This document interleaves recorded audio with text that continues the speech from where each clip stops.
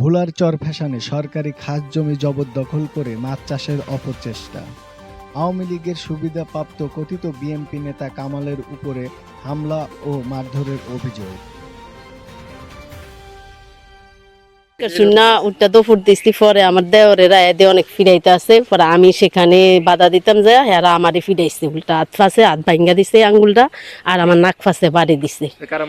মারছে এই যে এবার নাম জানে কি কামাল মেম্বার আর বাইগনা আমারে বাড়ি দিছে। এই খামারটা আমি 2013 বা 15 থেকে আমি নিছি, লিস্ট নেওয়ার পরে আমি সরকারি আইন অনুযায়ী আমি রেভিনিউ দিতেছি, আমি বুক দখল করতেছি, আমার কেউ জায়জামালা করেন নাই। এই সরকার পতনের আগে একটু হুমকি দিছে, সরকার পতনের পরে মসরুদ্দিন মেম্বারও আমার একবার মারছিল, আমি হেওয়া মানে ছবি টবি করে রাখছি, এক নাইম সাংবাদিক আছে, নাইম সাংবাদিকের মাধ্যমে। তারপর আমার অনেক মুরব্বীরা কাছে এগুলো জায়জামালা করে একটা ফয়সালা হইব, তা সেটা মোটামুটি একটা ফয়সালা হয়েছে। এখন আবার কামাল মেম্বারের আবার দলের প্রভাব দিয়া কামাল মেম্বার চাই আমাদের থেকে এটা এই ঘের জোরপূর্বকভাবে খাইব। তার কোনো কাগজপত্র নাই, তার কিছু নাই। আমাদের এখানে কাগজপত্র আছে, ইনজেকশন জারি, নিষেধাজ্ঞা, আদালত আছে, এবং আমাদের এটা দখল আছে।